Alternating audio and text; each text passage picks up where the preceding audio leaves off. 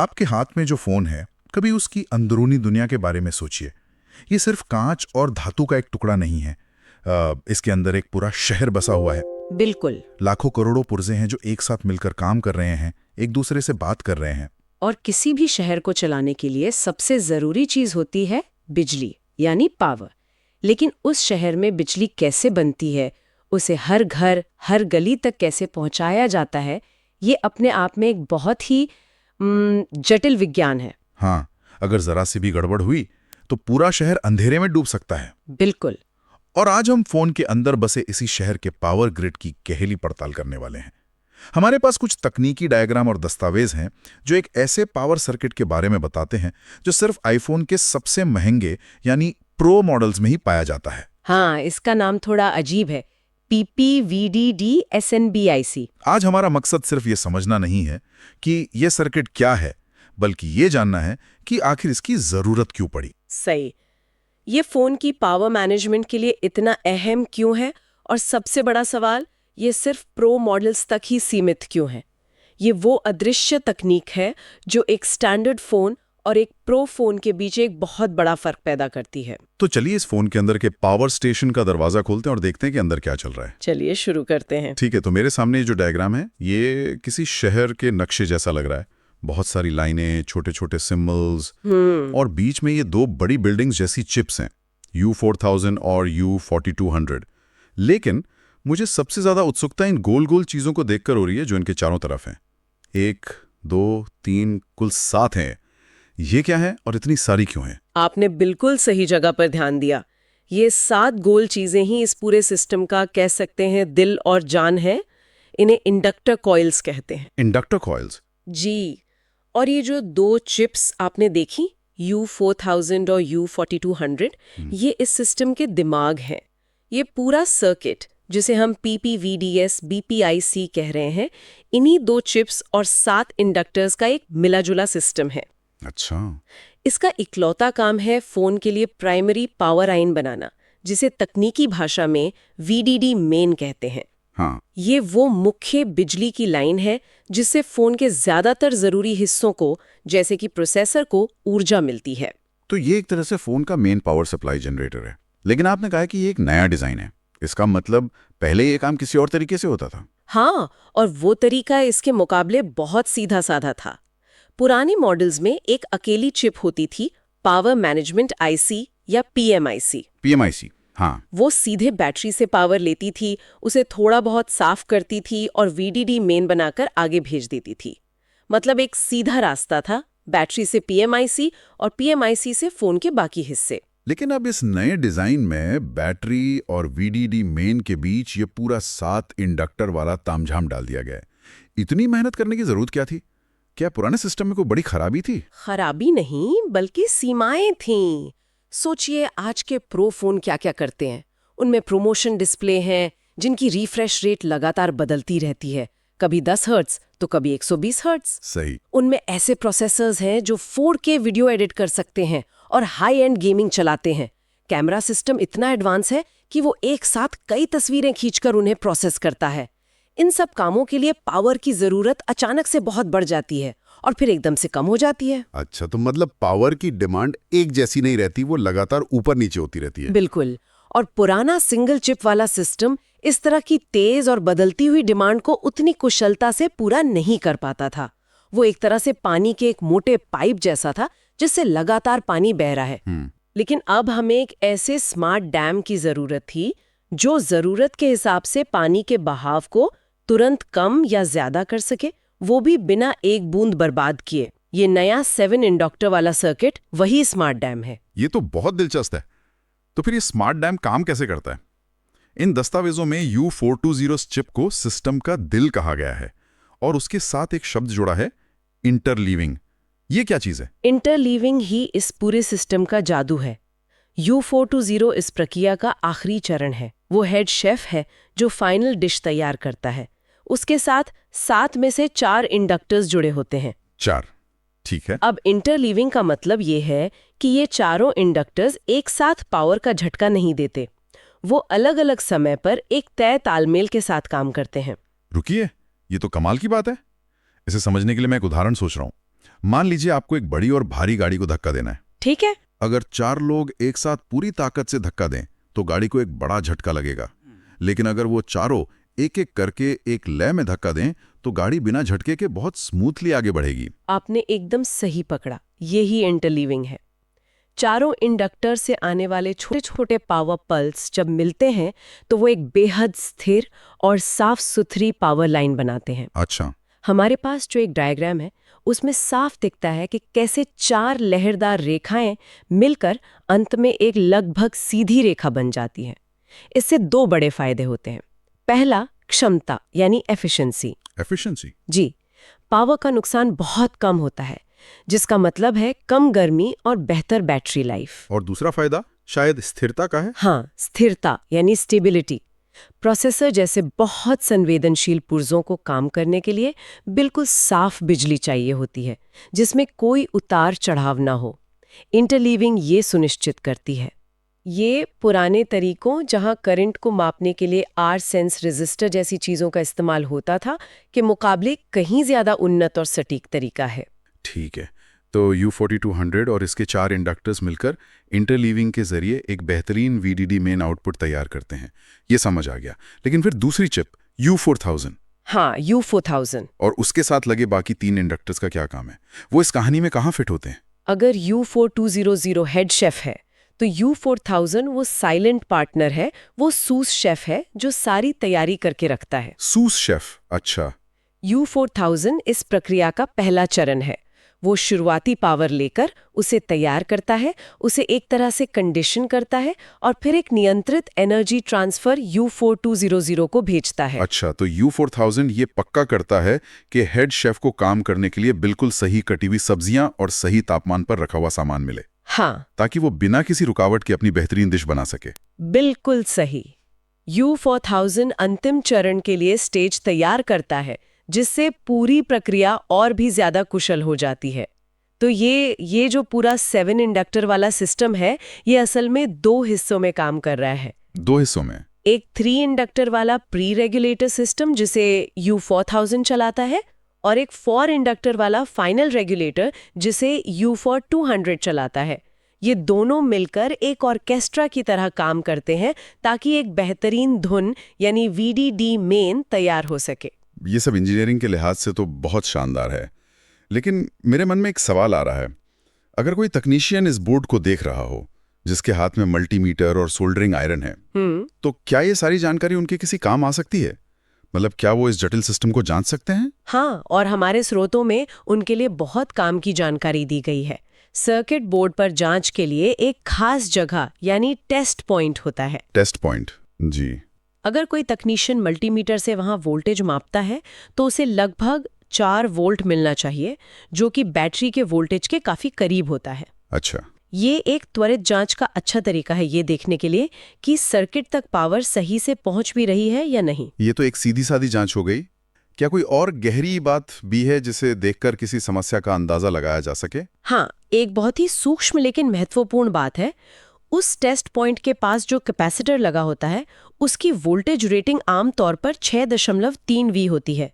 ये सामान्य है। ठीक है। लेकिन दस्तावेज बताते हैं कि अगर किसी को मरम्मत के दौरान वहां 20V जैसी बहुत ज्यादा रेटिंग वाला कैपेसिटर दिखे, तो ये एक चेतावनी का संकेत है। ज्यादा रेटिंग वाला पुर्जा तो बेहतर होना चाहिए, है ना? आमतौर पर हाँ, लेकिन इस मामले में नहीं।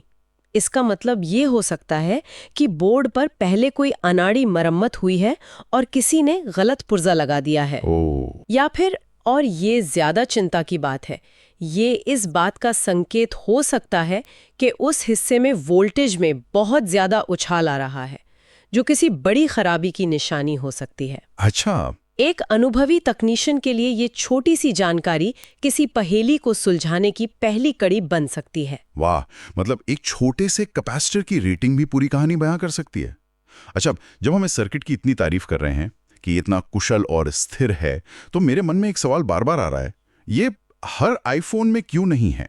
और अब आप इस पूरी चर्चा के सबसे दिलचस्प हिस्से पर आ गए हैं। हाँ। जब मैंने पहली बार ये डिजाइन देखा तो मुझे भी यही लगा था कि ये भविष्य में सभी आईफोन्स का स्टैंडर्ड हिस्सा बन जाएगा, लेकिन ऐसा नहीं है। तो फिर स्रोत में दी गई टेबल साफ तौर पर दिखाती है कि यह PPVGS एसेंस PIC सर्किट सिर्फ और सिर्फ प्रो मॉडल्स में होता है, जिसकी शुरुआत आईफोन 13 प्रो से हुई। क्या, एक मिनट, तो आप कह रही हैं कि अगर किसी के पास स्टैंडर्ड आईफोन 13 या 14 या 15 है तो उसमें ये पूरी 7 इंडक्टर वाली टेक्नोलॉजी है ही नहीं? जी नहीं।